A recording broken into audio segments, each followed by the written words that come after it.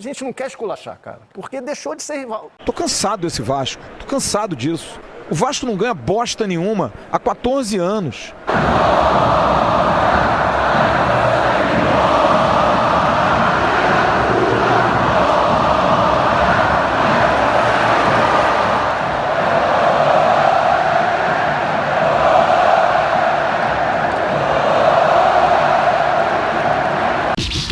Futebol Raiz é aqui nos Antenados da Jogada. Torcemos sem parar. Opa! E aí, antenado? Beleza? Eu sou o David Sharp e você está no canal dos Antenados na Jogada. Aqui torcemos sem parar. Vem com a gente, muito obrigado pela presença na mídia independente mais imparcial do Brasil, furando bolhas e quebrando tabus. Vamos trazer aqui a repercussão de 2 vascaínos da imprensa, hein? O Lédio Carmona, eu acho que dá para dizer que todo mundo já sabe que ele é vascaíno. Trabalha no Grupo Globo, trabalha no Sport TV, mas todo mundo já sabe, né? Assim como, claro, o Flávio Dias, do canal Atenção Vascaínos. Os dois com depoimentos, com opiniões, com palavras muito fortes a respeito não só da rivalidade de Flamengo e Vasco, que praticamente já não existe mais, por incrível que pareça.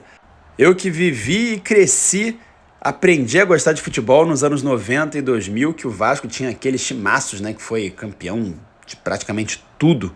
E o Flamengo ainda assim conseguia levar a melhor com o time mais fraco nos campeonatos cariocas, conquistou seu tricampeonato em 99, 2000, 2001.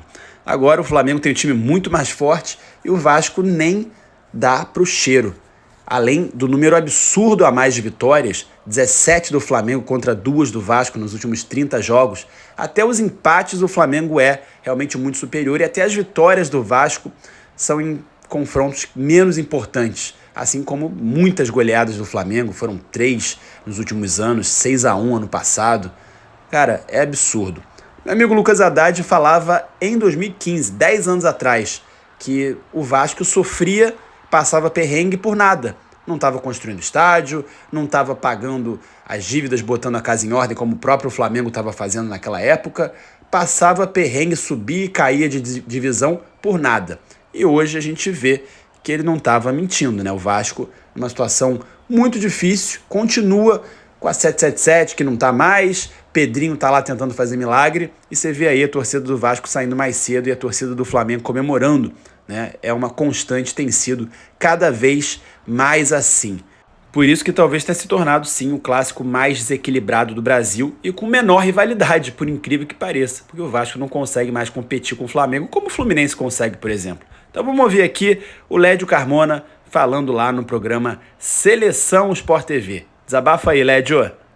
A impressão que eu tenho é que o Flamengo não vê mais o Vasco como um grande rival nesse momento. Essa geração de jogadores do Flamengo vencedores. Entendeu? Porque... Para quem viu aquela rivalidade dos anos 70, 80... Passou a ser um lugar comum. A gente tem quase certeza que eles vão ganhar o jogo. Então, não é que eles não respeitam o Vasco, mas a rivalidade do Flamengo hoje no Rio... Eu acho que a dúvida é de quanto.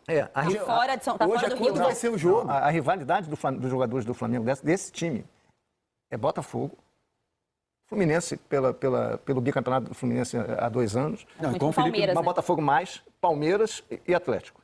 Esses são os jogos. O Vasco passou a ser aquele clube... Pô, é um clube que tem história, que foi o nosso rival, mas, cara, você via no jogo domingo que o Flamengo tinha respeito pelo Vasco, pela história, pelo Coutinho, os jogadores cumplimentavam o Coutinho, o Bruno Henrique estava light, o Cocão deu uma bolada nas costas dele, o Bruno Henrique reclamou manso, o Wesley depois daquele lance pediu desculpa, o Felipe Luiz elogiou o time do Vasco no final, disse que o time do Vasco jogou bola. Então, cara, virou quase uma parceria ali do time do Flamengo com o Vasco. Ó, a gente não quer esculachar, cara, porque deixou de ser rival. O que você viu, o jogo inteiro, foi um Vasco em que em nenhum momento ele conseguiu competir com o Flamengo. A quarta parte que você ia falar é quando o Flamengo faz as substituições. Quando o Flamengo faz as substituições, aí entra lá o pelotão. Luiz Araújo, Everton, Cebolinha, Cavalaria e mais um lá que eu não estou lembrando agora.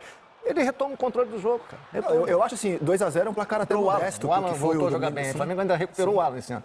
Então, tudo isso passa pelo concordo com você. 2x0 é um placar assim, de acordo com o necessário. Se precisasse, se o Flamengo tivesse a necessidade de fazer 5, a impressão que o jogo deixou é que ele teria feito. O resultado é normal. Anormal foi a atuação do Vasco no primeiro tempo. Olha que chocante.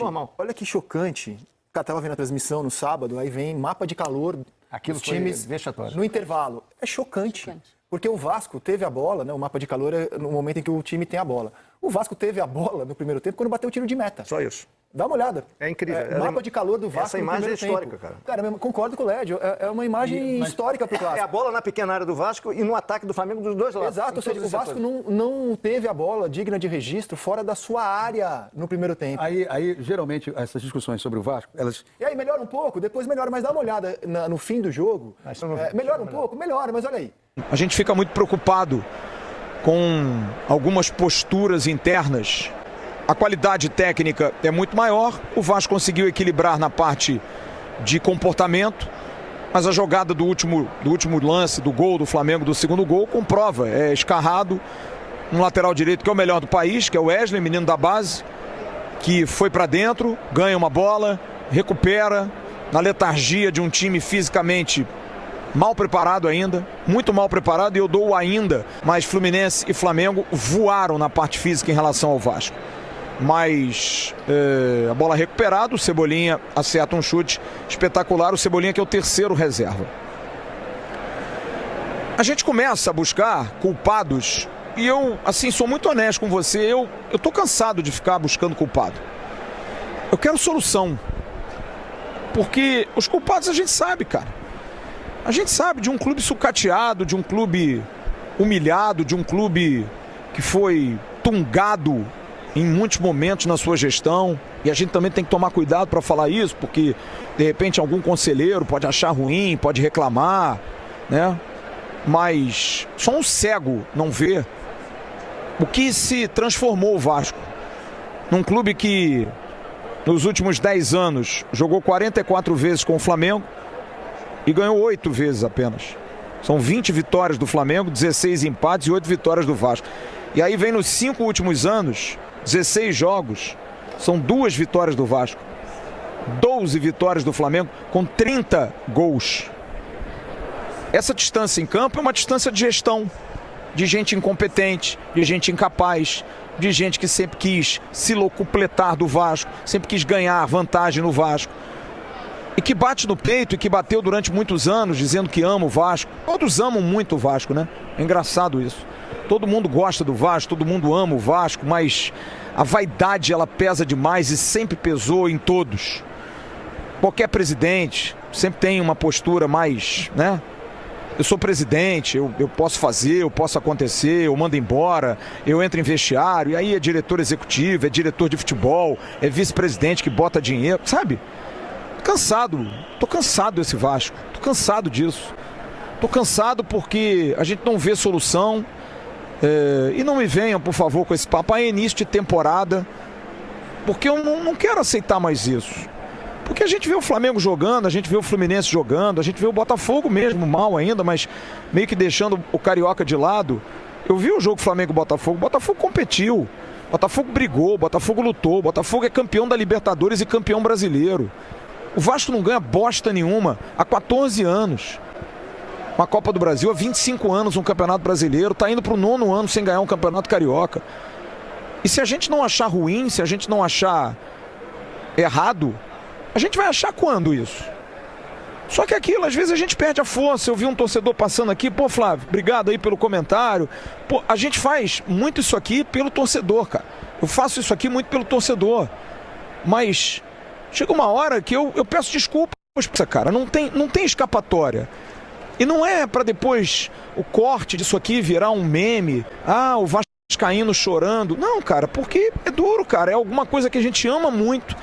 É alguma coisa que faz a gente trabalhar, gerar empregos, sabe? Da gente poder se sustentar. É duro, as coisas atrasam, às vezes não tem dinheiro para tudo. A gente viaja o Brasil todo, a gente faz tudo e de repente o Vasco não ajuda. O produto principal não ajuda. E a gente não vê as coisas acontecendo. Agora, falando de curto prazo, eu volto a dizer, o trabalho do departamento de futebol da gestão Pedrinho é tão ou pior quanto da gestão Salgado, quanto da gestão Campelo. É horroroso, cara. É muito ruim. Mas a 777, ok.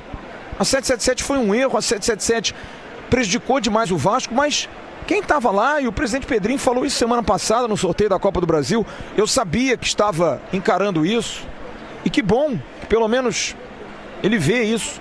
porque ele quis encarar, sair de um comentário de televisão onde ele era brilhante para assumir a presidência do Vasco de uma maneira corajosa. Mas qual é o nível de cobrança, Pedrinho, que você tem, por exemplo, com seu irmão e amigo Felipe?